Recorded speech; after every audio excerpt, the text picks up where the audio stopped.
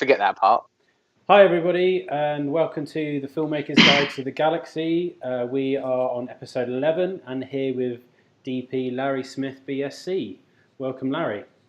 Hey, Larry. Thank you very much. Thanks for having me. How's it going? Yeah, good. Yeah, getting a bit. I've not been bored actually for 10 or 11 weeks, and the days seem to have gone very fast. But I was saying to my wife last night, I'm kind of ready to go to the pub now, or ready to go to a restaurant. Just that's the only thing. The rest I'm kind of all right with. I think because when you're in the film industry, you don't have many friends outside of work anyway, because you're always busy, right? So do we have any friends? I mean, I don't. That's why I'm doing this, just to try and get some friends. But yeah, I know what you mean. It's just that social interaction outside of the house, really. Yeah. Well, I believe I can walk to Oxford Street on Monday and go somewhere and do a bit of shopping in one of the stores. So that'll be a plus. Yeah. Not that I need anything, but just to get out of the house. Yeah. Come back with DVD or a CD or something. Yeah. It's been Amazon all the way, hasn't it? Well, it is, and thank goodness it has. Yeah. Yeah, I don't know why I ordered the inflatable crocodile, because I don't have a swimming pool, but at least I've got it now. Oh, well, James told me it was a blow-up doll. Oh, yes. Right. Well, that's a different story, isn't it? When the pub's open, I'll tell you about that one. But yeah, thanks for coming on the show, Larry. That's much appreciated. Thanks a lot. But we'll get cracking on the list of questions that we have, and obviously anyone watching, please do on the side drop us a question, and we'll try and answer it if we can. Yeah. So okay, Larry, we'll start off with. Basically, how did you start off in the film industry? It was in the lighting department, wasn't it? Yes, it was actually. Kind of by accident in a way, really. You have to go back to the days when the old ETU, Electricians and Trades Union, as it then was, used to have a system whereby if you weren't working, you could what they called lodge your ticket. Not far from here, actually, Highbury Place. And because that was where the film and television branch was of the Electrical Trades Union, and I was working. I finished my apprenticeship, and I was working in the exhibition trade at that time. So I was about 20, and I just lodged my ticket. And to be honest, I completely forgot about it because it was summer. And historically, the exhibition trade is quieter in the summer, and was just kind of bumming around really. And suddenly I get this letter through the post saying, "Would you like to? We'd like to send you to Shepperton Studios, to work," which was like a bit of a shock because I wasn't prepared for it. Because I didn't expect a response, to be honest. And so I was kind of like, Shepperton, how do I get there? How do I get, what? And it is, in those days, and probably still today, unless you've got a car. Yeah. It's a hard studio to get to. Go by boat. Go up the Thames. Yeah, exactly. So anyway, I went there, and in those days, of course, Shepperton wasn't a full studio. In fact, none of the studios were in the UK. They were all, they all made their own films. ABPC, Pinewood, Twickenham, all of them.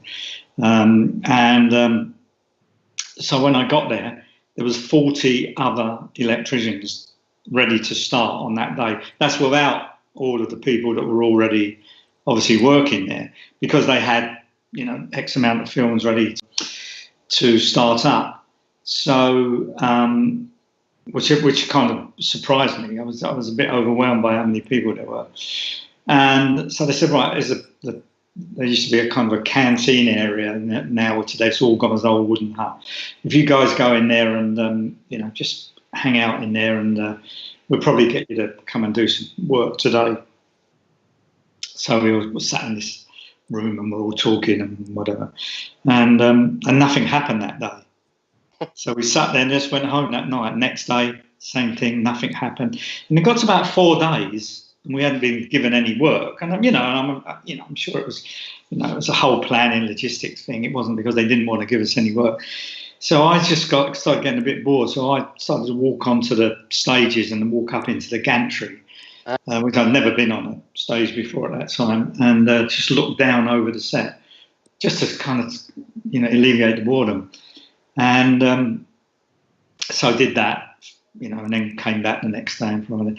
And then that week had gone, and then we get to Monday. I said, don't worry, Monday, you're going to be on, we're working on rigging on this film. Monday came, didn't do anything. Tuesday, Wednesday, Thursday. This is now 2 weeks. I got so bored with it. I got so bored with hanging around. Yeah. Sitting there, what can you do for 2 weeks? Just sitting in a hut drinking tea. And so I never went back. I never went back on the following Monday. Yeah. And then I got a letter from them saying that, so there was 2 weeks money there, really. I got a letter from them saying, oh, you broke your contract. You owe us 2 weeks money. Yeah. And thanks, guys. The general manager then was a guy called Jim Fletcher, who's passed away now. And but anyway, so that was my first introduction of getting in the film industry, and I knew then really that the studios system wasn't probably for me. It was like it's a massive factory. I mean, great for learning. I'm not knocking it at all. After that 2 weeks, I just thought this is not really for me, basically. So that was my first introduction. Yeah. And then, so so what did you move on to? Like, because you got onto your first feature film with Stanley Kubrick, didn't you? With Barry Lyndon. Yeah. So how did that come about? Well, that came about by now. This is probably 2 or 3 years later, I think, maybe a bit longer. Were you doing commercials in between then? Or? Yeah, I was doing commercials. So I got into commercial, got into the freelance industry, and was doing. And I kind of quite like that. I always like that. Do 3 or 4 or 5 days, and then maybe don't do anything for 3 or 4 days. I kind of like that, sort of not being attached, not having a proper job, so to speak.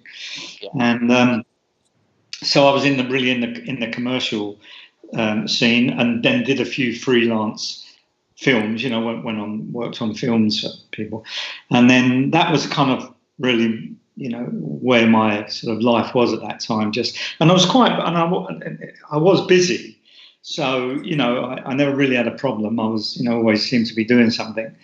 And then I got the opportunity to work on Barry Lyndon. A friend of mine was the gaffer on it, and he said, and they'd been in Ireland, and they'd pulled the plug on Ireland, and they said, look, we're going to all come back to England, to Wilton House. Do you want to go down there and help out, get some sets ready, 2 weeks work?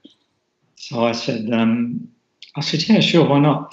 And so I went down there, and then 2 weeks turned into 4 weeks, and 4 weeks turned into 6 weeks, and 6 weeks turned into 12 weeks, and we hadn't shot anything. We weren't anywhere near shooting. We were just rigging and testing and doing stuff like that. And sort of 18 months later, I was kind of still on the payroll. So were you? Because obviously, apparently, from what I've heard, Barry Lyndon was shot primarily with like a lot. Well, not primarily, but with a lot of natural candlelight. Or was that only for specific scenes? No, that was only for specific scenes. That was for the night interiors. I know we had a huge amount of light on that film. I mean, for the day interiors, masses and masses of lights and men and generators. And I think it was the last, to my mind anyway, the last great location movie. And I say that in terms of size and manpower and how long it took, because it really was a massive undertaking with a massive crew and trucks and everything possible. And because they shot with the NASA lens, didn't they? It was like 0.7. Yeah, that's right. Yeah, there was three or four lenses. Yeah. So that wasn't throughout the whole thing, then that was just... No, that was for the very low light level stuff, because, you've got to remember, that was, 73, wasn't it? I can't remember the year that was, actually, when it was shot, somewhere around there.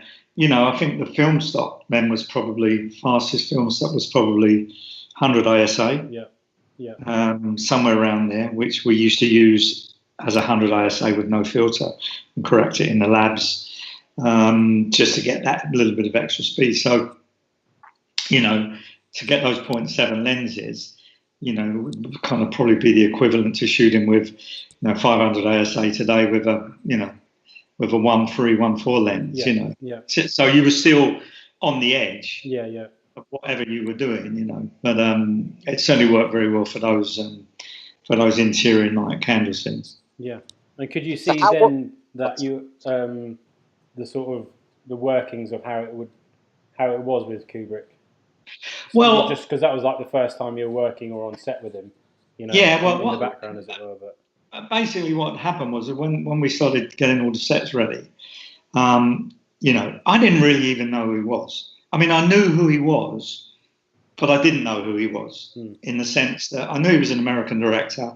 I didn't realise, you know, quite the aura and the power of Kubrick at that time. I was young, you know, I didn't really know. I didn't even know what I was going to do. I didn't even know if I was going to stay in this business or whatever. I was just, you know, I was just working. And it wasn't really till he came down after about 6 or 8 weeks to come and look at the sets, when he got out of his car with, you know, a couple of people that were, a couple of production people that were doing, and I saw the way people were around him, that I then got a sense of this guy's clearly a powerful person, you know, that, you know, people, they see that. They feel that when they're around him. And so it was quite fascinating for me just to watch how sort of people were around him. And then, of course, I kind of got to understand when I didn't realise, obviously, I'd seen some of his films that I'd forgotten. You know, he was the director at that time. It wasn't until I then delved back into his history of his body of work, and then you realise, well, this guy's a serious player, you know. Yeah. So, like, you then went on to work. How did it come about you working on The Shining and then stepping up to gaffer? Was there obviously a few years between that and you were a gaffer doing commercials? Yeah, I was already. I mean, basically, what happened on Barry Lyndon was, as I say, we had a big crew, and the gaffer would. There was a point in the film where he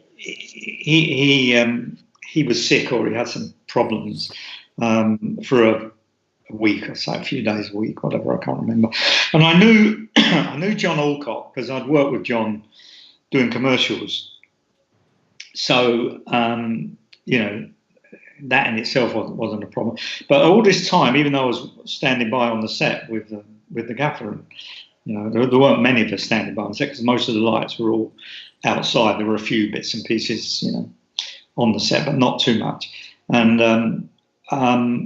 And then, you know, the gaffer never came in one day, and I knew he wasn't coming in because he'd said, look, you know, I won't be in, so just. But you know, it wasn't my place to, you know, step up, so to speak.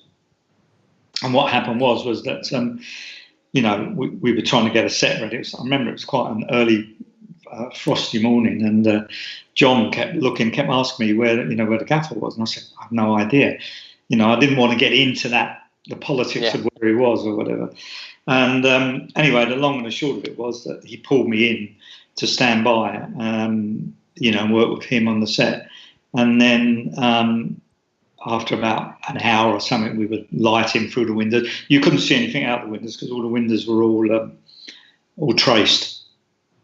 And so, you know, we communicated everything by radio. Yeah. And then, you know, at some point in that morning, Kubrick, you know, spoke to kind of John and me, but spoke through John to me. That's the first time I'd ever really directly spoken to me, although he'd nodded to me and we'd said good morning, you know, sometimes, and not really, you know, to take a direct order, so to speak. So you had to step in as gaffer for the rest of that shoot then? No, not for the rest of it, but for those kind of few days. Yeah. And then what happened was towards the end of the film, the gaffer and John had another film to start on, and there'd been a bit of a bit of tension, let's just say, towards the end about certain things, you know, so they left. Not in, you know, they didn't have to leave, but they had another film to start.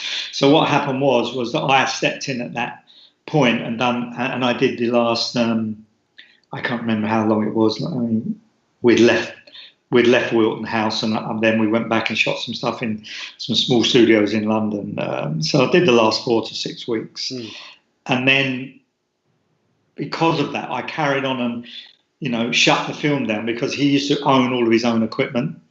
You know, most of the lights, a lot of the lenses, not the cameras, but a lot of the lenses, and an inventory had to be done. So I was kind of in charge of that, and I got sucked into that, which took another, I don't know how long, a couple of months, let's just say, doing all the inventory, the insurance claims and all of that. And I kind of got sucked into, you know, being at his house and working with him. And by this time I knew him very well, of course. It wasn't, you know, so I kind of got to know, you know, I got to know him even better on a more intimate basis by spending a lot of time at his house. And then you went on to eventually, a few years later, it was around 1980 or something, do The Shining. Yeah, well, we worked all the way through that period.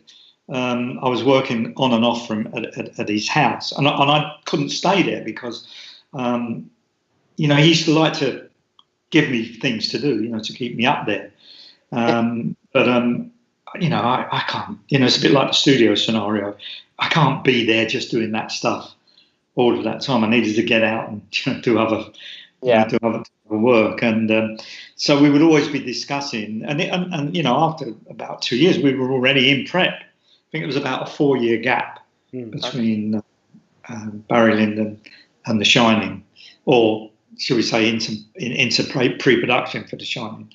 And so we were designing and talking about how things were. And at that time, we went from 100 ASA film to what they classed as a 500 ASA film. I can't remember the number of it, what the number of that film was, but it was actually a 400 ASA film. It was never really 500, the early fast Kodak film. And he said to me, you realise what this means, don't you? You know, on the next film, which is obviously The Shining. I said, I mean, I knew what it meant, but, you know, but not coming from the angle that he came from. So I said, well, not really. What do you mean? He said, well, this means that on the next film, it'll just be you with a box of 100-watt bulbs, no other electricians. That's all you'll need. And, you know, when you think about that, at that time, we went from 100 ASA to 400/500 ASA films. A lot of fast lenses came online. A lot of, you know, really like Zeiss 1.3 super speeds and all of those came online, which weren't around then. And at that same time, you know, HMIs have been introduced. I think the biggest one at that time was probably a 6K HMI. Excuse me. And you know, so somebody with his mind, the way he thought about things, had immediately seen what that meant to a budget. Yeah, like, particularly one of his budgets, because we'd gone from Barry Lyndon having sort of like 10 or 12 generators on any one day, 100 mini Bruce, maybe 20 arc lights, plus all of the low lights that he had on any one day. That would be a normal thing for us, but obviously that came with a cost. So for him, it was like, hang on, we can be really smart here. We can use, you know, and with the Shining, the vast majority of The Shining was done using practical sources, fluorescence, all the chandeliers we built, but we did use 1K. You know, I don't know if you're familiar with the low lights. They had a 1K. They made a 650. Yeah. Well, he had all of those. He loved those lights. So we worked out a system where we had all the chandeliers made, but had all porcelain holders made with heat-resistant cable, glass cable, where these just sat in like they would in a low light. And so all of those chandeliers that you saw, some of them were 25 kilowatts, some of them were 5 kilowatt. Okay.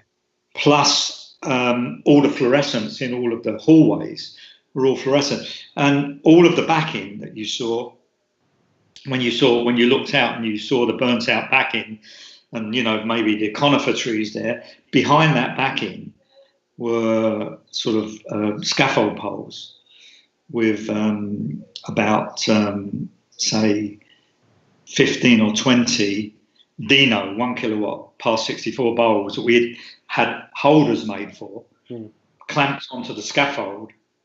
So yes, they were film bulbs, but they weren't in a film unit. Right. So we bought all of those from America, had them all shipped in. I mean, like 10,000 or something, and then we had all these scaffold poles up, and then he said, well, what about when we're shooting at the angle? How are we going to do that? So we said, well, we'll have to swing them. So then we devised this system whereby we put all the scaffold poles on a pulley system so we could change the angle. So instead of them always coming straight through, we could do that if we were shooting there. Ingenious, simple was that just for idea. The sunlight, was that? Yeah, it was for the sunlight. And if you remember in The Shining, you get more into winter. Yeah. It started to get bluer and bluer. Yeah. And that was because if you remember the set, and if you remember, there were like French windows there, like Georgian windows that we had double pieces of glass made for, and we had blue filter in there. Oh. And as it got colder, we'd add another layer of blue. Oh, right. So in the end, so really simple. And it stayed there. It never burnt out because it had no real direct light on it, and worked brilliantly. Yeah. So that's what we were doing, trying to devise a way of doing this in a kind of non-filmic way, where that we would have sort of complete control. So in a way, we were just designing what may or may not work, and then of course if something didn't work, we'd change tact. Try something else. The majority was on set at Pinewood, was it? That was at EMI Studios. Oh, yeah. And is it you built like little model sets of the hotel, and it took like months? Was it rigging all these lightings? Yeah, well, what we used to do was it took months to rig all of that lighting, because all of that was like you can imagine it's like rewiring a block of flats. Yeah. You start from scratch. It's not like you bring 50 Dino lights in, or 100 space lights or something like that. All of this had to be built. So we had obviously I think something like about 40 electricians. Once we really got into the stuff, working literally 6 or 7 days a week for maybe 2 or 3 months, getting all these sets ready, and then all going back to dimmer boards. And in those days, we never had the luxury of having the kind of dimmers and the dimmer boards that we had today. Yeah. Some of the things we were using were the old DC dimmers, which were you put big breakers in and they go up and down. And then we found a lot of Firista dimmers from Fawn, which I can't remember, we hired them, I think. We might have bought them. And we used all of these, but they were quite noisy with all the Firistas inside, so we had to put them in a room outside of the studio. It was a massive undertaking. Yeah. I mean, great fun to do. A very challenging job to do, really. Yeah. And in terms of like the camera stuff, you were saying about film and how it had developed. But they also, prior to this film, one other film had been used with, and that's for the Steadicam. I think Rocky might have used it. Yeah, they used before. it on Halloween or something. I don't know. Well, something like that, but they never used it as extensively as we used it. Yeah, and it was. I mean, we used it. How did you find that and being around that technology suddenly? Yeah, we used it literally the whole way through the film. Really? Literally, I think I'm pretty sure we used it almost every day. Sometimes for all day. Yeah. But of course we had we had Garrett Brown. Garrett designed it. For him, and and he's I don't know if you know Garrett. He's a very tall man. He's lovely guy, a very very smart guy, and but not everyone can wear that. Even though he was beginning to train people, do courses, and a few people had started to get into that, but nobody could do Steadicam like Garrett could. at that period. Yeah. Problem Garrett had was he couldn't spend a year on the film because he was an engineer basically. He designed this, but he was busy building and perfecting this and selling other units and training people. But we kept him. Stanley, tried other people, and he wasn't always happy with. I mean, there were some people that at the end we had to use. But all the great operators of the day came down and put this vest on and did this sort of walking up this white line like you used to do in the old days when you were drunk and disorderly in the police stations. If you couldn't walk up the white line, then Stanley would get them walking up this line with his ring on. Is that because of his love for symmetry? And obviously, if you're doing corridors, I mean, everyone, if you're going to do a slow tracking, everyone thinks, well, Steadicam is. A dolly is the best thing because you get symmetry and it's smooth, but you didn't want to keep laying the track and see that, especially for chasing a car. Like we did on Only Good for Kids. The track was in every shot. I had to paint out, but exactly that, exactly that. It was, and it's also part with Stanley. Stanley was, if he had confidence in you, it was fine, So if he'd have found somebody that he said, right, Garrett can go away because we can find somebody here that can do almost as good a job as Garrett at a fraction of the price. Of course, he would have gone with that, but he never found anyone that he was that confident. So we kept getting Garrett back. But Garrett spent a lot of time there, and I spent weeks and weeks with Garrett running around the maze, the interior maze shot. With a little boy when Danny was being chased by Jack Nicholson, Garrett would be running. I'll be running around with a one of those double extension Lowell high lifts, which are very light, with a battery sun gun on, and I would have all the batteries strapped onto me in about 1 foot of dendritic salt, which was doubling as the snow. Very, very. I was a lot fitter in those days. I read it was like 100 tons of salt or something crazy. Unbelievable. And it was, what it's like when you're running on sand, or in real snow. How it saps the energy. So, Garrett and I, ran and did that. It was just me and Garrett, and the rest, everyone was outside, and Danny, of course, was outside. And a couple of times we fell. I tripped him up or he tripped me up, and once we fell on the boy, luckily nobody got hurt. But that, really, it was quite amazing, kind of 2 or 3 weeks, trying to get all that stuff. Was that very physical? Was that quite a sort of strange experience? Because obviously it's quite a haunting film, and you sort of got to be there throughout the whole thing. And it was probably quite a long shoot, knowing Kubrick's schedule. Yeah, I think I was on the payroll. Well, I definitely was on the payroll for 18 months. I was on a bit longer than that because I started before, and obviously I finished off the end the same way as I did on Barry Lyndon, doing the inventory. We'd had a fire that burnt to one of the stages down, and we lost a lot of equipment. So all of that.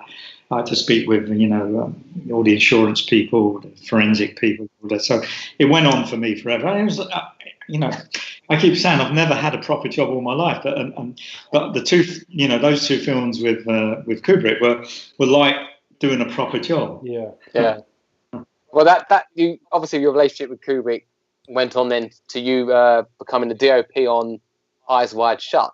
Yeah. So how did that evolve into that stage? Well, what happened was after The Shining, and towards and before the beginning of The Shining, I was already, I was working with a lot of very young, up and coming DPs. Well, a lot, about 2 or 3, and I'd started to buy some lights, and I'd started this small lighting company, which all had to be put on hold.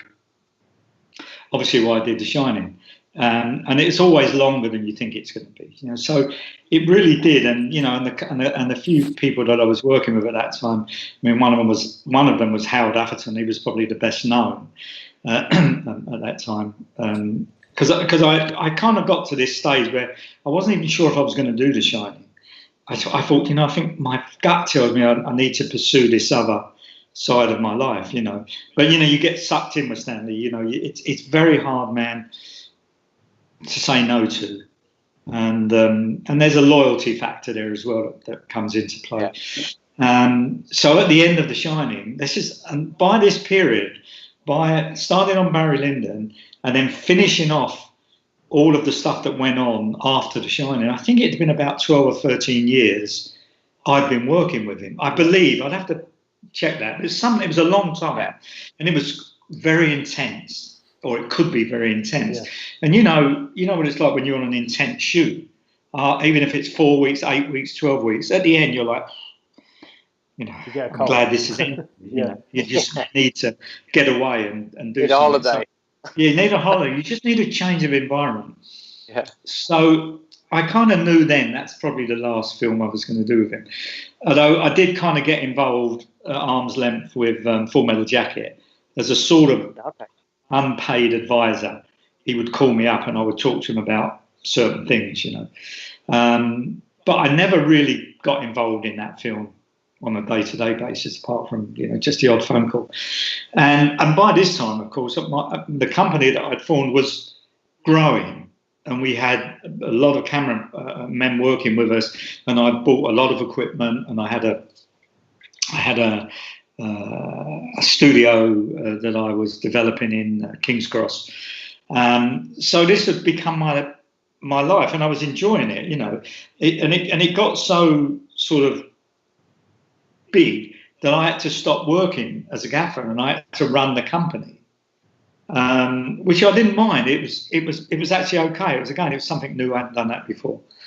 And then there was a point where we were struggling for labour. The business was very busy. That I went out and did a few jobs. Went out and did a few gaffering jobs, and then got kind of sucked into doing more and more and more. But then I was but invariably when I was working, I would be working with directors rather than other DPs. Yeah. Directors that had maybe been cinematographers, or maybe had very good eye and knew about lighting and things like that. So I kind of was fulfilling this role as gaffer DP, but without that responsibility of getting it wrong. Right. Do you know what I mean? Yeah. So, nice. But I was doing everything except, necessarily saying 5, 6, 2, 8, 4, whatever it was. Although even that, I did do. And then what happened was I started I got into lighting commercials, and I'd been lighting commercials for about, I don't know how long, maybe almost 10 years, 8 to 10 years. And I hadn't spoken to Kubrick in all of this time. This is the longest I'd ever gone without speaking to him. And I was then living in St Albans. So I was like half a mile from his house, and I never went up to see him, but somehow he'd been following what I was doing. I don't know how exactly. I kind of have an idea, but I don't know how. And suddenly, out of the blue, I get this call. Would I go? And it was, how are you? What you've been watching? And it was about the time when Heat was out, and also City Hall, 2 films that Al Pacino was in, and another movie which I can't remember. And we started talking about that, and how I was saying how much I like both of those movies, and then he started saying, what new lights are out? What's out that I would like? And it was at that time when the Didos were on the market, and they're a lamp I've used ever since they've come out. The lamp I love, and I said, "Oh, you might like these." He said, "Can you bring some up?" And I was in my office at my studio at this time. It was like about 10, 11 o'clock in the morning, and he said, "Can you bring them up to the house and show them to me?" I said, "Yeah, sure." I said, "Yeah." He said, "When can you bring them?" I said, "I don't know, a couple of days." He said, "Can't you bring them now?" And I said, "No, actually, I can't bring them now." I said, "Actually, what happened was I was a member of a gym not far, and I was going to go to the gym." So I had all my gym stuff on. So I said, no, I can't come at the moment, Stanley, because I'm busy. He said, what are you doing? So I said, I'm going to the gym. Now, this is a man that never worked out a day in his life. He could not understand. What do you mean you're going to? Why do you want to go to the gym? Anyway, the long and the short of it was I went up that afternoon, late that afternoon, to see him. And he said, get in the car. I want to show you something. And he took me to the Spencer's estate somewhere. I forget where it is now. It's some north of St Albans, up that way. And we were outside of the gates, which were the gates that eventually that he would use, or that kind of style of gate that he would use on Eyes Wide Shut. So we're talking, and he said, if this was a night scene, how would you like this? What would you do? So I said, well, probably what I would do is I would probably get, there's that crane, that big 150-foot cherry picker crane that they use on the cricket. It's the biggest one we have in the UK. I think it still is. I said I'd get this crane, I'd put it, maybe half a kilometre away or something, and I would put 4 Dinos. I would strap 4 Dinos on there. So it's 100 kilowatt. Other people might use a Wendy light. We never had the Musco light in those days. So he went, interesting. And I said that I'd use that as a kind of just a shadowless wash, not necessarily as a key light, but just as something to hold the background, just something to hold, all the dark areas. So he said, And then we went into the house and we met Lord Spencer, and had a chat with him. It's very nice. Went back to his house.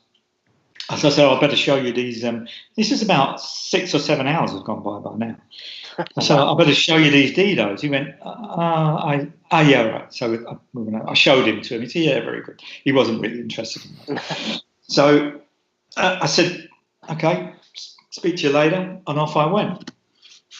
And then about 4 or 5 days later, I was at Pinewood Studios and I was walking past a stage, and his long-term continuity girl, June Randell, who has now passed away, come out the stage and called me over. She went, so you're doing Stanley's film? I was like, what film? Because, by the way, nothing had been mentioned about any film with this, name of any film whatsoever.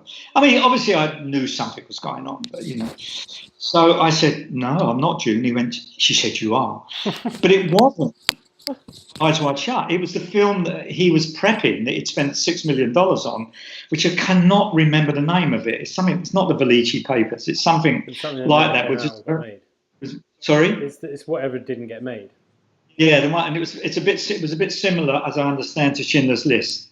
And he was going to make it in Belgium or somewhere like that, and which I thought was really strange because he never really went outside the country. No. Anyway, he didn't do that.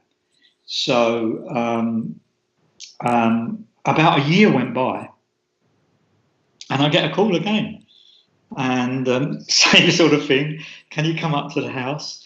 So I went up to the house and we had a sandwich. Queen to come for tea. Yeah, exactly. It's kind of like that. So I went up to the house and we went somewhere else. I can't remember where we went. Can't remember. Or maybe we went to the Spencer house then, and before we never went anywhere. Maybe that's what it was. Anyway, we just chatted away.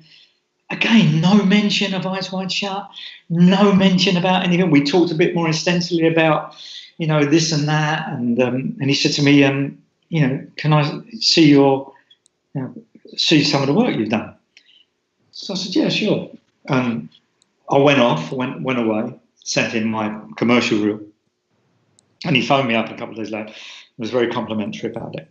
And then, again, didn't hear anything for a while. And I'm not holding my breath about anything, because you know what it's like when you're busy, you're working literally all the time. You don't have the time to dwell on that, what might be. Yeah. It's what is, it's what's in front of you.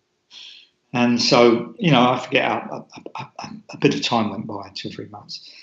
And then I went up to see him again, and he chatted about Eyes Wide Shut. Yeah. Not saying, do you want to do it? He just said, I'm doing this film, Eyes Wide Shut. And I said, who's in it? And he said, Tom and Nicole, and blah, blah, blah. And I went, oh, okay. And chatted with him.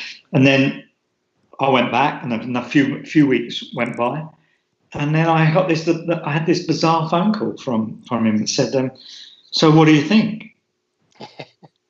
So I said, about what, Stanley? He went, well, about the film.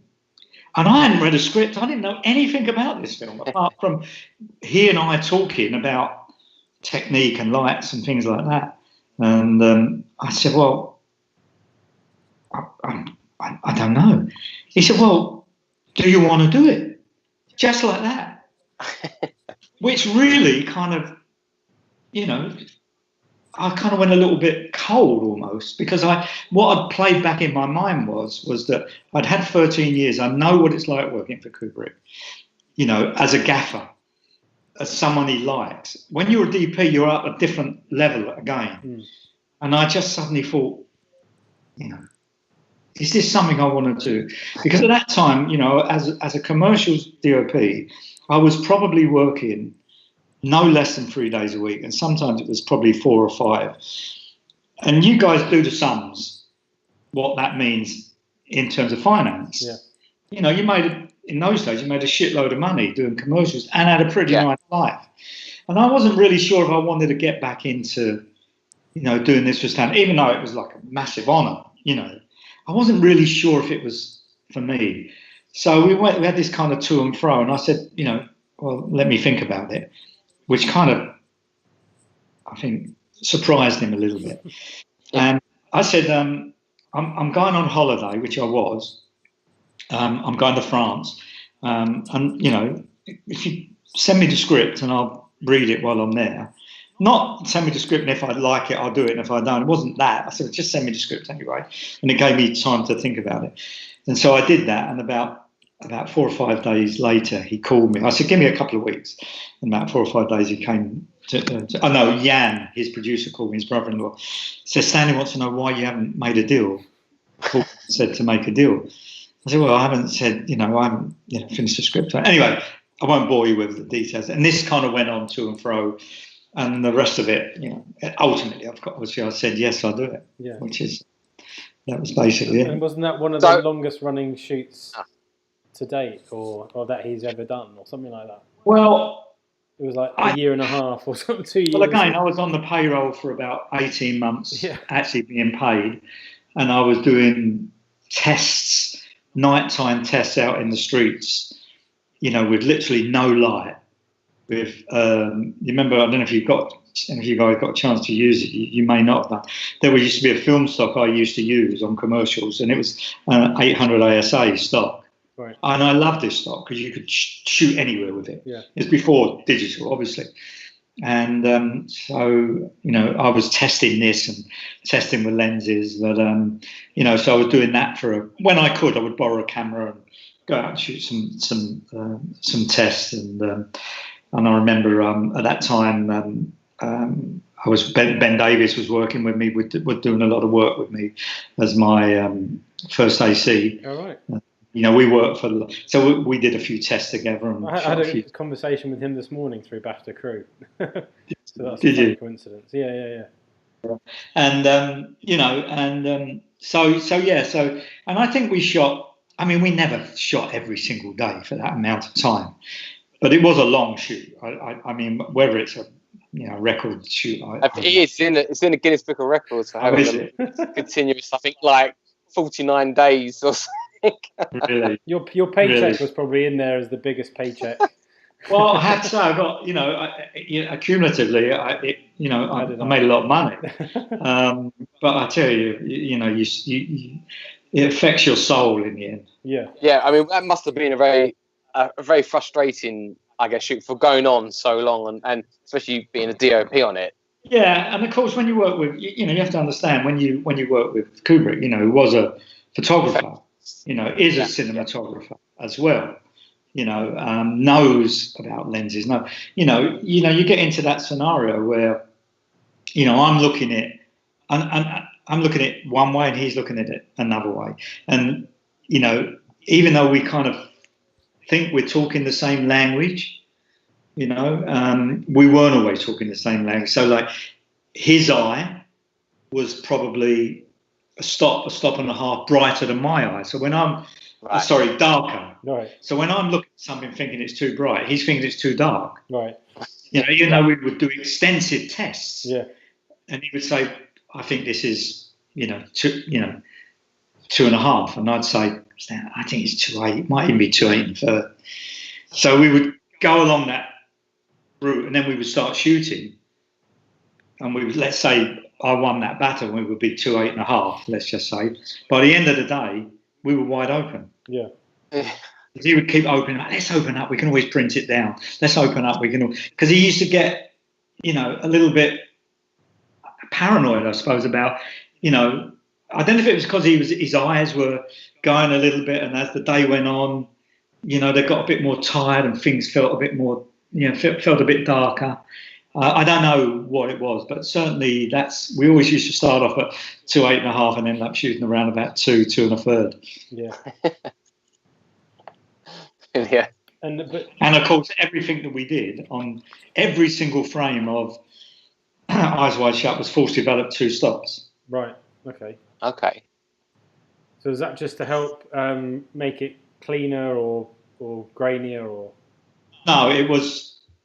Stanley always had this. The biggest thing in Stanley's mind, whenever he shot, was everything had to be sharp, sharp, sharp, and because it was always that confidence where even though we had the best, the best first ACs around, they would come and they would go, but we had them, So all these guys were, good at. But his paranoia was that let's give them as much stop as we can, but still retaining this very moody feel. So, that's really how we got to like 2.8, 2.8.5. I might have even said 2.8 2/3 or 4 in reality. And it was a way of giving, if he was a wide open, he knew he had in his mind, he knew he had that sort of extra bit of stop if he needed to give it to the focus puller. Right. Yeah. And like he was famous for doing like hundreds of takes sometimes, right? Like how difficult was that? It's more difficult, obviously, for the actors than it is for us. I mean, you just get get bored with it. Yeah. But he did a lot of rehearsals before he ever did the takes. Oh, right. Okay. Yeah. And the rehearsals had to be perfect, like the take. Yeah, because I've seen some behind the scenes and of like just like even The Shining, and you just see him going again, and it always says tweak it this way, tweak it that way. But the slightest bit of change, isn't it, or something, or something his eye hadn't seen. Oh yeah. No, I mean, OCD about and he had this amazing eye for seeing everything in the frame. If this had moved, that had moved. And I remember speaking to Jack Nicholson about this, because Jack Nicholson was a man who, and I don't think Tom Cruise was a man who liked to rehearse and do on his own films. He'd like maybe do 2 or 3 takes, but he put himself in Stanley's hands, as up to a point did Jack. But Jack would always say, I know what the best take is. It's probably going to be take 2, maybe take 3.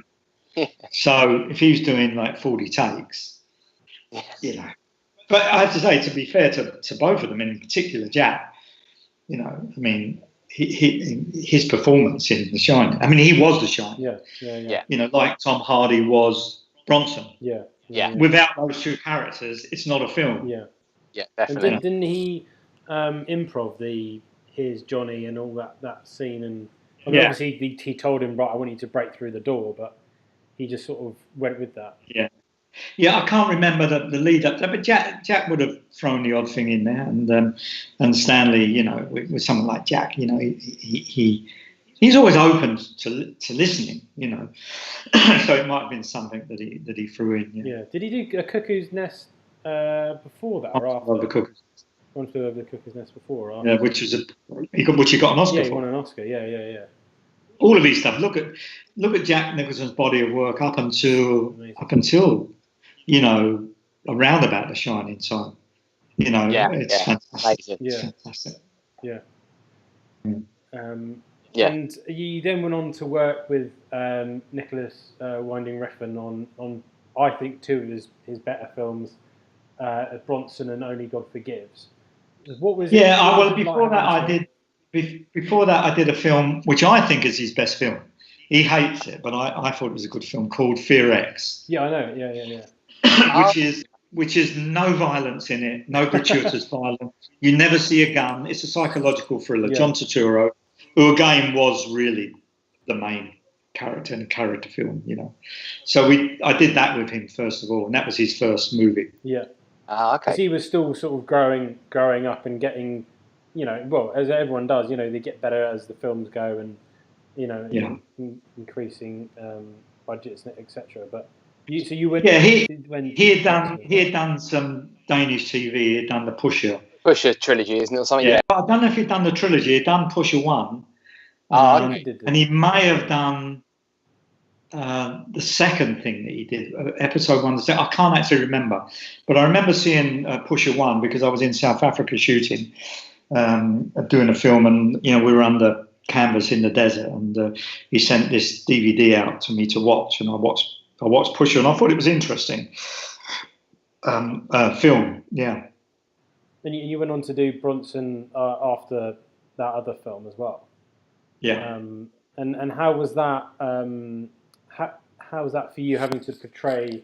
It was you know, a real life person, a real life prisoner, and like, how do you craft your look in such a sort of mad world, you know, that this guy's created in his head?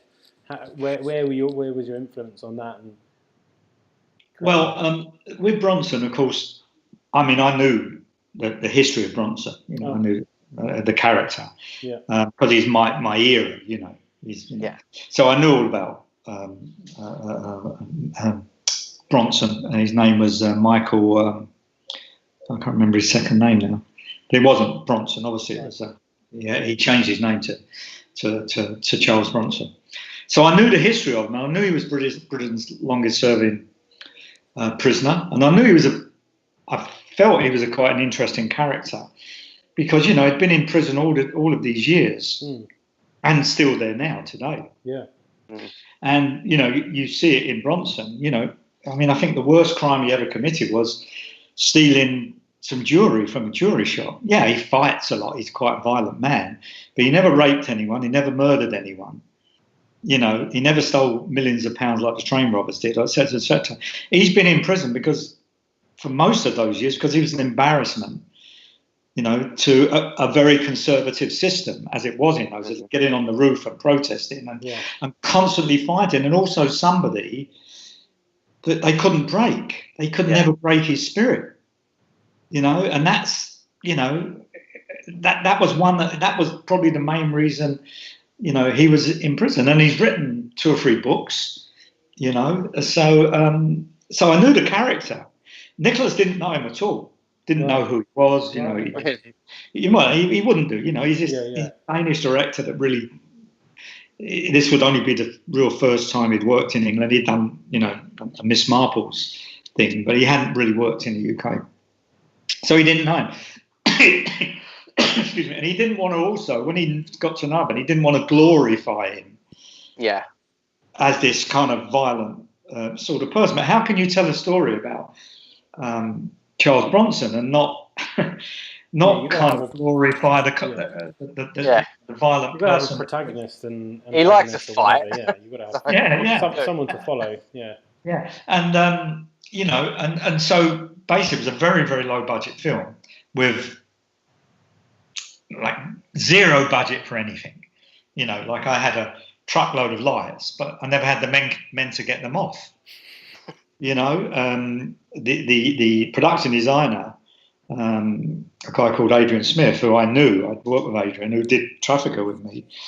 What he did with no money was, you know, incredible. So what you have to do, and which I've done in my career numerous occasions, is, you know, you have to light something, you know, in a way that kind of creates what could be a set I'm not talking about a virtual set, because obviously you can't do that. But if you're in a big space, like we were in this massive house where we shot literally 90% of this. It was an old stately home up in Stockport somewhere.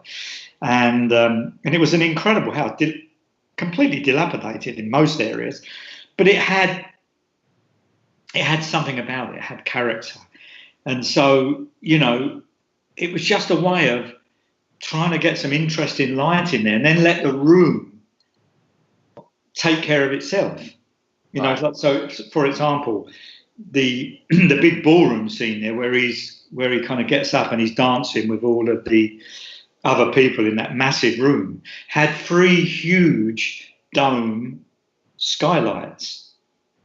But that was an underground ballroom. The dome skylights were actually at garden level. Right. Okay. Yeah. So when we were in there, and it was one of those days, it was kind of like winter, one of those days where the sun's in, the sun's out, suddenly the room's got lots of light in, then it's got no light in at all and whatever. You're fighting the light, you do a take and then you have to wait. So I thought, well, what can you do? There was nothing else to go in that room. It was a massive, massive room. So because it was at garden level, I got the guys up there to black out, take the light out of the room, basically. And then what I did was I hung I think something like an 18K off of a bar through the centre dome and blacked out around it. So the source was constant, and then put a few DDOs up in shot, like it was a hospital dance party where they've got these kind of strange characters in to just dance around, and that was it. That's how that worked. That happened in a few places. The cage with all the red light. That was really, there was a red light that was actually in the door, which was like, this says the prisoner's locked up or whatever. And I thought, not enough light to shoot by. And I thought, well, that could be interesting. We could play off that. So I just used, red light for that particular scene. Saturated it with red light. So things like that, Yeah, little lighting tricks that can really help. Something like the production value up and stuff. Yeah. I mean, your budget wasn't too bad if you had an 18K, but I guess it depends how many scenes you're using it for. Well, no, I think I'd done a deal with one of the lighting companies to give me all of this stuff for a very small amount of money, and then because we had to use a lot of regional labour, so it was a struggle to get the full crew that you might want, and that could work at maybe a certain pace and pre-think things. So, I just used to keep it really simple, so you weren't putting people in that, difficult situation, really. Yeah. And then you went on to you did some other stuff, but you worked on him for Only God Forgives, which is one of my sort of go-to films that I love referencing all the time for its use of colour and neons.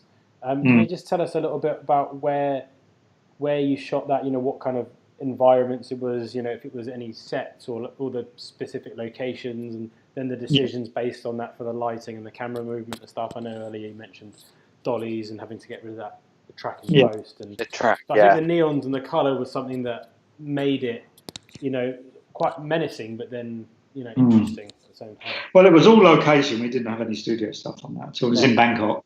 Yeah. And again, it wasn't a big budget. We didn't have much set. They would build sort of right angle sets, so if you suddenly want to look around the other way, there was nothing there. Again, you had to be inventive, basically. And basically what happened was the very opening scene of that film, I'm trying to remember what the opening scene is now. It's in the boxing ring, isn't it? It's in the kickboxing ring. And it's just after the major floods had happened, because we had to push the shoot. Right. There had all a lot of bad flooding there, don't they? Yeah, and they'd had massive floods and they closed, everything got closed. Yeah. And you could see the water line would come up 4 feet up the wall in this boxing ring. So alive with mosquitoes. Lovely.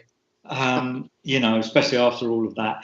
What happened was that when we went around doing location recce's, the first thing I kind of realised was, because there was a lot of day stuff in this, first thing I realised was you can't shoot in Thailand, particularly in Bangkok, during the day. Yeah. It's a boring city to shoot in. But at the night, it's like...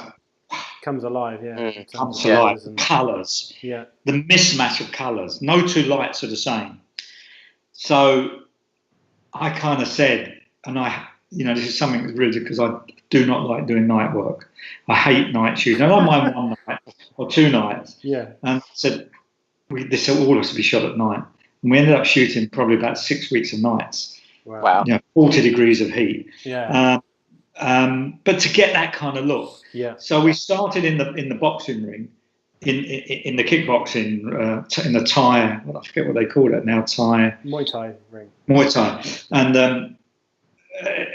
this was a real training ring, and it had this ring in the middle, and it had above the ring, it had this old parabolic light, very hard light, maybe about 15 inches wide, maybe 20 inches wide, which I looked at and I thought, that's quite interesting. It was quite harsh.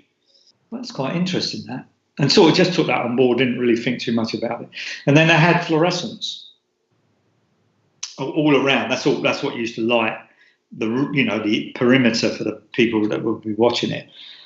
So I looked at that as well. And then we went in the back room where you see where he's talking to his brother, and there's all that kind of that yellowy golden light. Yeah. But no set. There was a few metal lockers, and just those walls. You saw the wall. It's like those. You remember that when you used to build garden walls, you used to be able to buy the bricks. Yeah. That had those shapes in them. That's what it was. Yeah. That's what it was. And then on the main wall, which was solid, there was a line of them across the top. And I thought, well, I don't know what to do here. There's no set. It was all white. Everything was white, or sort of off-white. And it was incredibly boring. And I thought, what am I going to do here? So I just used those bricks as a shape. And then I put some lights outside to use the shape coming through. And that was it. That was the set. And then I made all of the lights in the gym. I made everything red. I just put extra fluorescence up, and then I put a red gel on every single fluorescent in that hall, just to give it. And then what I did was I went to the local market with the gaffer, and I bought a couple of different parabolic lamps, some with very hard interiors, and some with soft, just to play with them and see what they were like. And that's what I used. That was the key light for the boxing ring. Yeah. So was your, in terms of the use of colour and stuff, were you looking at the script and going, the red symbolises this, or were you just kind of like just choosing colours? What was the thought make it process interesting for the colours? And No, I decided after the second day,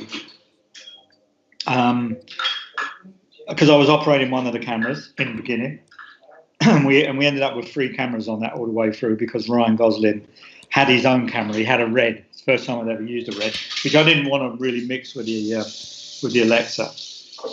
And anyway, I used to use it for top shots and whatever, just to get it out of it, because I knew it would be a real difficult grading issue at the end, especially in that period. And so what I decided to do was get another operator in, and I'd kind of got a bit, after the second day, I kind of got a bit bored of how we were shooting it. Everything was kind of very static. Yeah. I mean, which I don't mind in itself, but everything was like, and I kind of got, so I thought, I'm just gonna light this in a way that's gonna keep me engaged. Yeah. Okay. And that's how I approached literally every day. Yeah. Every scene. I just went in there and lit it and did it in a way that I felt looked interesting, because I didn't really have the influence that I wanted to do. And the reason that came about was because in between that, Nicholas had done Drive, where he'd worked with Ryan, where Ryan had chosen him as the director. And they were experimenting, which I was going to do Drive actually with them, but I had a visa issue, so I couldn't do it. But they were kind of experimenting a little bit. And the DP that they had is very experienced DP. Used to got very upset with them. Right. I didn't know this at that time. They used to have a lot of falling out, and of course they brought that to Only God Forgives, and that was part of the reason why these things were happening. And I thought, well, you have two choices here. You either have a stand-up row about this is not the way to do this, but then who am I to say if that's the right way to do it, right? Because at the end of the day, I'm the DP, but it's a director's. At the end of the day, it's always the director's film. Yeah. And if the director wants to shoot in a particular way, which is alien to the DP, you either say, "This is not for me, bye bye," or you stay with it and do some interesting lighting. Try to do some interesting. Yeah. Well, I think it's definitely struck a chord with me every time I watch it. Just with just with the light. If he's in a club and the light is kind of just going down in the background and it just wraps around his face. Things like that, or the lights through the brickwork and the silhouettes, and I just think the use of color and that kind of thing. It's all. I mean, I think it heavily influenced me. As a DP. A lot of people, yeah, it's great, definitely. So so you've done predominantly a lot of work in feature films, but you've also dabbled in some TV work. What's your take on the new medium of TV and streaming shows and how they're trying to push that large scale feature film look? No swearing. No, I'm just thinking because we've all been in lockdown, and I haven't done much. Much TV. I did some early stuff with Tom Hooper, Prime Suspect, and Love in a Cold Climate with the BBC, which I enjoyed because it was what it was. Yeah. Now we're into this era. They spend big money on like Netflix, HBO, etc., etc., to try to get this cinema feel, if you like, and sometimes you pull it off, and sometimes you don't. Because you still carry the same problems, from what I can see, that television has always suffered from, which is it's overwritten and it's overshot. And if they really want to get, this is my personal opinion, if they really want to get and have a feature look, cut down on the writing, because the audience that watch television, believe it or not, they're not stupid. They don't need to have every I dotted and every T crossed. They can follow a story. Less is more. Quality over quantity. And what I would say is, we've all been in lockdown, and we've all probably been watching Netflix, a lot, Prime TV, whatever. And I start looking through Netflix to try to find something, and then half an hour later, I'm still scrolling down to see the kind of movie or TV show that I want to see.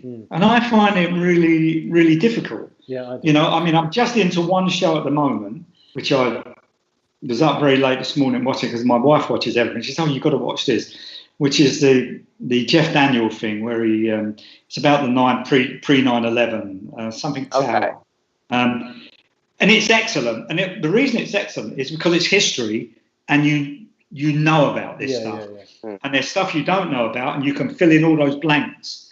And you see the intrigue that went on around 9/11 and prior to 9/11 with the FBI and the CIA. Now that I love, because that to me is historic piece of filmmaking. But so much of what I see is very similar.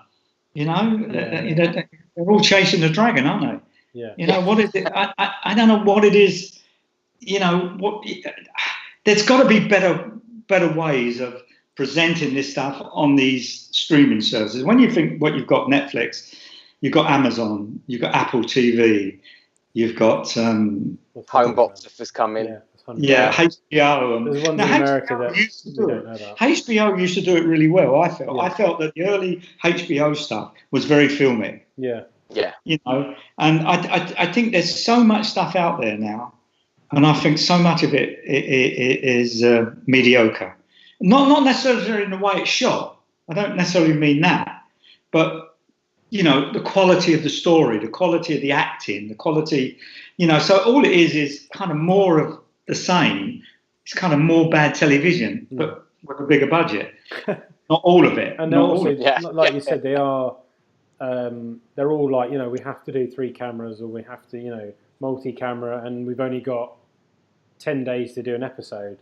You know, whereas at least on features you get maybe a little bit more time, depending on the budget. You know, you get a little bit more Still time. TV you can do one camera if you insist. Yeah. And you probably get more prep time. Really, but it is that it's that whole thing about television. Whereas, you know, you go in the morning, and especially, you know, at our end of the chain, you don't literally get off of that set. You're constantly shooting, and you're running around shooting, and then at the end, you probably shoot a third more than you need to, which goes nowhere. Whereas you could have taken that time and maybe used it more constructively. But do you think it's just the fact that you've come from working with Kubrick, who takes 2 years to make a film? No, I don't do that. I don't do that. I tell you a funny story. TV shows, it's quite quite a juxtaposition. I did Cold Feet with Tom Hooper. Yeah. Literally just after I finished on Eyes Wide Shut. All right. And we were up in Manchester, and it was a 3-block series, and we were doing block 1. And it was 16 weeks in Manchester, and I sort of realised after we were doing the scouting, and I realised that hang on, do you want me to do 16 weeks with the other, you know, in other words, with the other 2 directors? And I went, yeah, we want, you know. Now I'm a believer that when you do get a series, that one DP should do it. The trouble is, it's almost impossible to do it. Yeah. But if they scheduled it the right way, then you would get a consistent look. Yeah. Then you wouldn't get into, you know, people doing different things. Yeah. So I said, but I didn't want to be 16 weeks in Manchester. So I said, no, I only thought I was doing Tom's block anyway. Oh, no, we must have somebody to do all of this. So I was like, well, I can't do it. So I said to Tom, Tom, I'm sorry, I can't do this. And the production manager was a young Australian girl. Oh, say young, an Australian girl. I think her name was Susie Brown. I can't remember. Very, very nice girl. And she went, and I said, look, I can't do this. I said, you're going to have to find another DP. And she said to me, well, you know what? In a way, that's probably worked out for the best, because we're a little bit concerned that you may not be able to work at the pace that we work at in TV. So this was first TV I would have done. But like all good DPs, you know, you look at a situation and go, yeah, I can do that. Yeah. Or no, I can't. You know what I'm saying? You have a plan, right? Yeah. How you're going to go about something. So I said, funny you should say that, because I was thinking, I'm a bit worried about, because I had to have all in-house Granada people, the gaffer, everybody. I said, because I'm really concerned that these guys won't be able to keep up with this pace I work at. And I walked out, and then there was this big old thing, and the main producer came to see me. And the other thing I had said was, the studio they were using for the pilot was the studio that one of those hospital programs were taking over. It was a warehouse, basically. It was much bigger. And all of these sets that they built, they put up against the wall. So there was like about 2 feet of space outside every window. And I said to the production designer, I said, you know, I don't need to be here.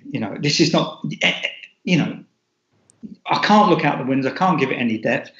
And I was already getting these sort of feelings. So he said, well, we can't move it. We're locked into this. It got very kind of stroppy, and I was only making a statement. Yeah. Anyways, Christine Langham was the main producer then, and she said, no, hang on, we can. And we changed studios, and it cost them another 50 grand. So that didn't go down well. No, that's maybe line. And then I get this thing, well, I can't do it anyway because I can't do 16 weeks. Yeah. Anyway, the long and the short of it was we did do our block, and then I kind of left after that. Yeah. Yeah. So in terms of like your range of films that you've worked on, obviously, like we said, you did some TV stuff. What helps you decide what projects to work on? Are there any particular types of films you like to do, or genres, or that you want to work on, like sci-fis or horror or whatever? Is there a particular thing that you like to do? I don't particularly like sci-fis, and I'll tell you the reason I don't like sci-fis. Because the DP's job now has changed so much from when I first came in the industry.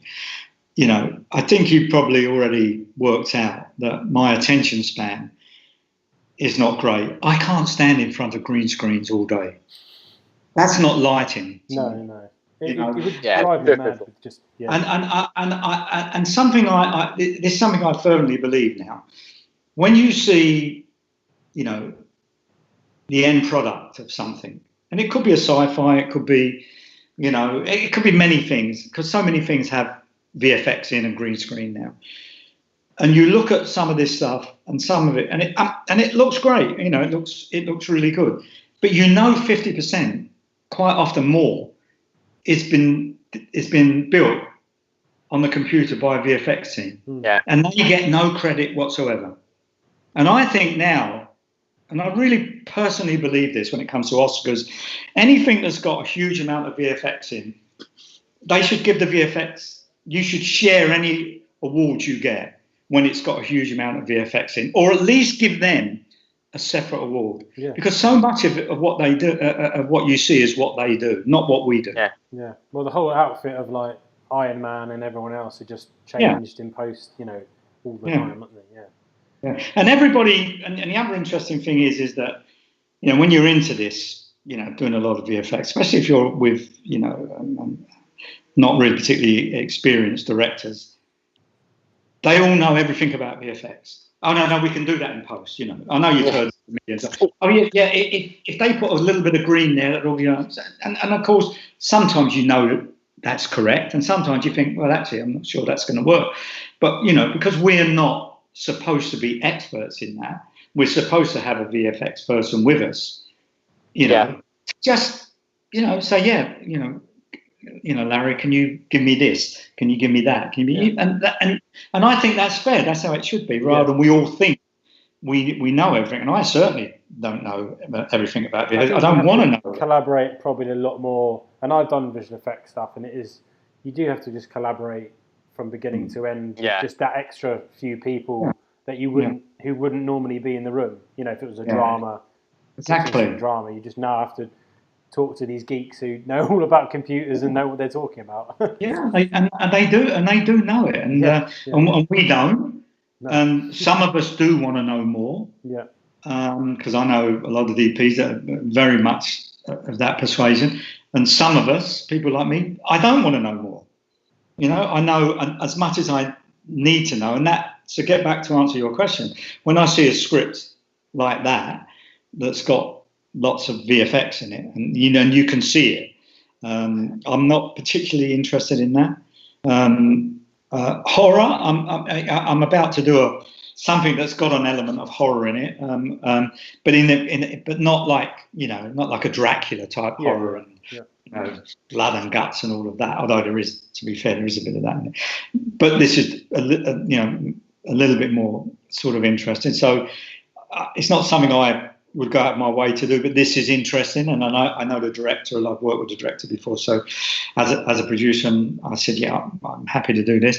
I like true stories. I like historic stories. I like period drama. Right. But I like good scripts. If you show me a good script and I can pick it up, go to page 1 and still be 60 or 70 pages in before I go to the toilet. Yeah. That's a good script to me. Yeah.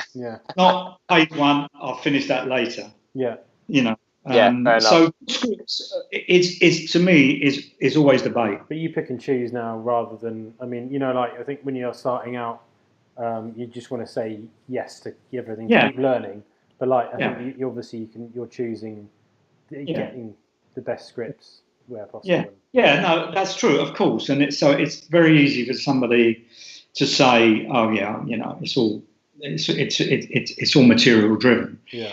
But that's not always possible for everyone. Yeah. But it still should be, even though you know before you get to that stage, you've got to do some of this other stage. But that should be, you know, what you're aiming at. Yeah. I think, anyway. Yeah, definitely. So in 2015, I think, you DOP'd and directed your first feature film, Trafficker. That's correct. So can you tell us a little about the decision for you to dabble in directing, and what was the experience? Because he's also DOPing, and didn't you produce it as well, and in lots of hats? Okay, what happened? I used to direct a lot of commercials. In between doing Eyes Wide Shut, I was also directing. I probably directed about, I don't know, 100 commercials, let's just say. Okay. And then, you know, they started to change. As did everything, you know, what were 3-day commercials became 1-day commercials, and you know they present you with a storyboard. And I always lit my own stuff, and because for me it was easier to direct and light, because I'm not having to have a conversation about why, you know, I don't want to see that light on, because that's taking time out of what it is I'm trying to do. That's the only reason, not because I don't think people can do a better job or whatever. It's just that I want to have to have that conversation.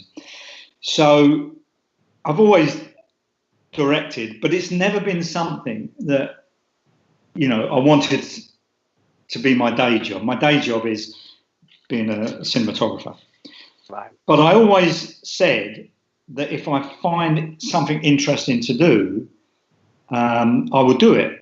And this opportunity came up a couple of times, and a couple of films that I was going to do, I pulled out of at the end because, you know, producers got too much control, and then they wanted to cast people I didn't like. So my view was, if I do this film with the way they want to do it, I've got nothing to gain but everything to lose. Yeah. So I was quite prepared not to direct, because it wasn't a passion to direct. I didn't feel that I need to direct. Yeah. And then I suddenly I had a couple of other scripts that I was interested in. One was a film about Shakespeare, and I got X amount of money to do that, about the early life of Shakespeare, and about, you know, it's an intriguing story. You know, the historians, you know, don't believe or won't believe this part of his life, but it was an intriguing story. But I could only get, and it's a period drama, I could only get, the maximum I could ever get was about $4 million to do it, and it really needed 10 or 12. So again, what's the point? Yeah. What's the point of, you know, to do it properly? Yeah, you can't do it. It's like building a house and then you can't afford to put the roof on. Yeah, you know, it's crazy. You know, so I eventually got this. I'd seen this story that I started to. I just got the snippet of this story, and then I started to research it. And it's kind of story about. On the surface, you think it's about slavery, but it's actually not. And then I thought, it's about the drug trade. So it's historic, 16th, 17th century. And it wasn't. And I started to develop this story because it's historic and because it's true. And then a French-Tunisian director made this film, or made a version of this film in French. Even though it was nothing like the film I was going to make, the historic characters were there. This is like 10 years ago. in between that time, I'd shot a film called The Blue Mansion in Malaysia, which is a film I really like. It didn't do anything, but it's a really enjoyable film. It's a kind of black comedy. And the writer, who's a Singaporean called Ken Kwek, educated in England, educated at Cambridge, actually. And he said, look, I've got this script. He said, you know, would you read it? Tell me what you think about it. And I said, yeah, I would. And it was a true story. He was a political journalist about two brothers who had come from Vietnam with their parents, and eventually ended up in Australia and got into trouble with drugs, etc., etc. And it was like such a fact. And I knew a bit about this story. As soon as I started reading, I thought, yeah, I kind of remember this. And I said to Ken, this is a great story, Ken. And he said, well, I've given it to Glenn, who was the director that was directing this film, The Blue Mansion. I said, yeah, great story. And that was it. And then I sent Ken, I sent Ken this film that I was going to make to do a rewrite on it, because the script that I had, I didn't think was very good, and he rewrote it. And it was okay. It wasn't great, but it's better than the one before, the draft before. And then we finished the Blue Mansion. Then about a year or so went by, and I was thinking, God, I'd really like to do something. I can't do the original film I wanted to do. What can I do?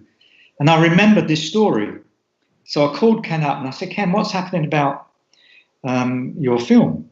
Your script? He said, well, I don't know. He said, Glenn's still got it. I said, well, look, why don't you ask him if he wants to do it? And Glenn Gouy, it really comes from a theatre background. This story is not something that I knew that I felt that he would enjoy anyway. So he went back to Glenn, and Glenn said, no, I'm not going to do anything with it. Yeah, he said, give it to Larry if he wants to do it. Anyway, I was living in France at the time, and I had a few friends in finance and in the city, and showed it to them, and we kind of raised the money. I raised the money personally, okay. and we made the film. What happened was, in between raising the money, I was working. I finished Only God Forgives, and I was working with Lyndon, which is Nicholas Winding Refn's producer. We went to Melbourne, because this ostensibly is an Australian story, to a producer's seminar, and we got offered some money. Oh, right. And, to shoot it in Australia with us. But I just felt I wouldn't be able to do the job I wanted to do in Australia. I just felt that, with the unions, and even if they would give me twice as much money, it would only go a quarter of the way of where I might be able to shoot it somewhere else. But what they did was they announced it. They announced this film. Nicholas Winding Refn's going to produce it, as is Lena Borgman. Right. And of course, we got feedback from Universal and Fox and all of these people to get first refusal for this film once it's made. Can we see it? And I said, yeah, of course. And they said, who do you think will be in it? And I was being told incorrectly that because it's such a moral story, you will get big stars in this film and they will work for literally no money. Right. Forget that. That's complete bullshit. That doesn't happen. So, and then what happened? They were having a problem getting Only God Forgives finished, because all of the track and the post-production they had to do, the extra money they had to spend, and getting it in anywhere. And so they were fighting very hard to get it into Cannes, which eventually they did get it into Cannes. So they pulled out of producing it. I had to take on the producer role, as well as being the DP, which I was always going to be anyway. I was never not going to be the DP on it. So that to me was never an issue, never a problem. Right. Because everything was pre-lit, and the way I do tend to work, I like in a way where it's all done before we get on the set. Okay. It's all done either with practicals or some lights coming through the window, etc., etc. Do you tend to do a little bit on the floor just to tweak it? And I'm normally taking, and I shot it digitally as well. So, I'm not saying I don't, but generally, if I did, that would be a simple thing to do. Anyway, it wouldn't be a time-consuming thing to do. Right. Yeah. So, that was quite easy for me. The producing side of it, well, I had no choice.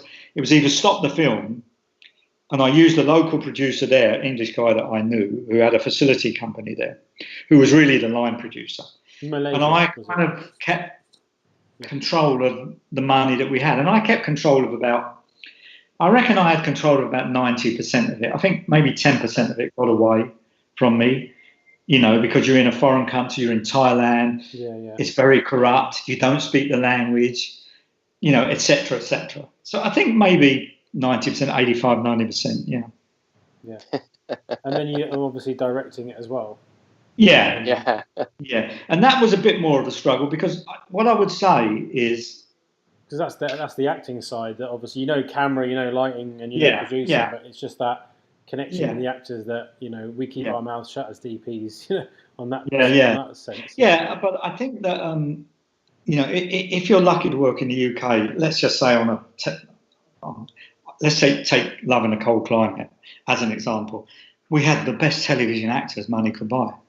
Everybody was line perfect, if you've never seen that, it's worth looking at actually, because I just thought it was a really nice piece of work all round from everybody, because when you get those actors, you struggle to give them a no, because they're doing it for you. What you're going to ask them to do differently, that's the only thing you can do. I never had that luxury on Trafficker, because I was working with mostly Thai actors, who were supposed to be Vietnamese, and most of them come out of television. And if you ever watch Asian television, Southeast Asian television, forget Emmerdale. It's not great, is it? No. They big it up to an extent that you can't believe. You've got to keep taking it down because they big it up so much. So that was really what took most of the energy, my energy, was trying to keep the performances understated rather than overstated. Well, I can imagine that was quite a leap of faith, just trying to do producing, directing, and DP work on that. All those especially things. Abroad, in those kind of. You look forward to doing it again soon? Yeah, I've got something I am working on. I don't know. I mean, I'm nowhere near. I'm just reworking it because it may work. It was originally a movie, but it may work better. I'm just rewriting it in longhand, so to speak, to see how many pages it ends up being, because it might end up Netflix. It needs to be a series. It might be a Netflix thing. Do you know what I mean? Well, they've got more money than sense, so it's probably... Yeah, but it wouldn't be season 1, season 2, season 3. It would just be a story. It's a historical story that you really would be better telling over, say, 6 episodes, rather than try to get it into 90 minutes. It works better. Yeah. But I'm just going to see how it works out, and if it doesn't, I'll try to develop the film script a bit more, But that's a way off yet, anyway. Well, I think we've been running over our hour slot, which we usually try to stick to by about 10:30 now, so we've gone on. But is there any, for sort of as an end note, is there any career advice you can give to young DPs or sparks or gaffers who are striving to sort of move on to bigger and better productions? Is there anything they can do differently, or work harder at particular things, or what sort of final notes would you like to end on, do you think? Well, I think everybody works hard. Everybody tries to improve and tries to do things. But let me take the DP side of it first of all. The thing I found when I was a gaffer or even an electrician was that DPs love to get lights out. If they've got a truckload of lights, they want to get them out because they feel that they're not justifying their position if they don't get them out. In the modern era, you only want to ever get the lights out if you have a problem, because there's so much light around. If you're doing a day interior, why do you need to light it? Sometimes you do. I'm just generalising now. If you're doing a night exterior in London, you really don't need any lights. No. You know what I mean? So I think just be selective about when you get lights out, because quite often if you get I found watching DPs when I was younger, they get one light out, then they get another light out, then they get a flag out, then they get a net out, then they get something else out. And before you know where you are, the actors can't move around the set. The actors are falling over things, and it restricts their creativity. So that's what I would say to DPs. Don't feel that everything always has to be lit. And, and if producers say, why have you got all these lights, on the back of this truck, say, they're not for me, they're for you, they're insurance. If I have to get them out, we're in trouble. That's a good point. So that's why they're there. Yeah, nice. So, to gaffers and to sparks, let's just say, I think it's a watching and learning thing. Again, you have to do whatever the production demands. If DPs want to work in a certain way, you have to do it. And if that's the case, you have to work in a way that's smart and efficient.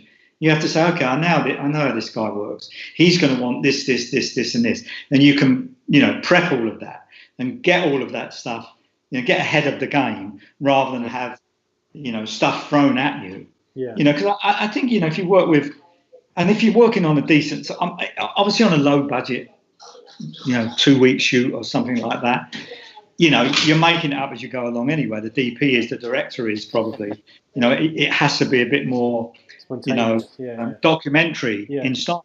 But there's nothing wrong with that. There's nothing wrong with the style of documentary, because quite often it's very, very interesting cinematography. It's very interesting work. You watch some stuff and you just think, well, what would you do differently if you were lighting it? Yeah, you might make it a little bit glossier. But that's better, do you want that? Does it fit the story? So that's what I would say. You asked me specifically about DPs and gaffers and spot. Yeah. That's what I would say. Yeah, especially that's a good point about documentary look. I mean, in Narcos on Netflix, they give it that kind of documentary feel, but what would you do differently? I mean, just make it glossier, I suppose, but it takes away from it sometimes. It does take away from the grittiness. It takes away from it, yeah. But I mean, I think I remember Kubrick saying something to me when I was still a gaffer. It might have been on Eyes Wide Shut, and he said, "You know what, Larry?" He said, "A DP can never make a bad film a good film, and the DP will never get fired for it being a bad film," which is true. What we do is just a layer. Yeah. What the production designer do is just a layer. Yeah. It's really about the script and the acting, and we're there to. If it's a wonderful script and the acting's great and it's a wonderful film, people might look at the lighting and go, not only is it great acting, not only is it well directed, not only is it a production design, but it looks great. That's fantastic if that happens. But generally speaking, that work could be there in a bad film and no one ever mentions it. You're never going to win an award, or it's never going to get up there, be in a list on the short list of what may win. Yeah, it just won't. A razzle movie, but Oscar nom for the cinematography. Yeah. I mean, I only God forgives did nothing. It did win a couple of awards for music, and it won. From my point of view, it won a few awards for the cinematography, but it didn't do anything else. Nobody, and that was obviously on the film festival circuit, mostly, but it didn't get any rave reviews for being a great movie. I mean, a lot of people love it. I know people that love the film, love Christian Scott Thomas' performance, which I do. I thought that performance was nice. Love, Ryan's performance or whatever. It's worth doing films that if you're not, if the script's not like 100% or things like that, and the actors aren't the best, but you want to explore the cinematography and you think it can have a really good look, for the film. And you have something in your head and you're like, I'd really love to explore that and see that on the screen. Do you think it's worth pursuing a film for that reason?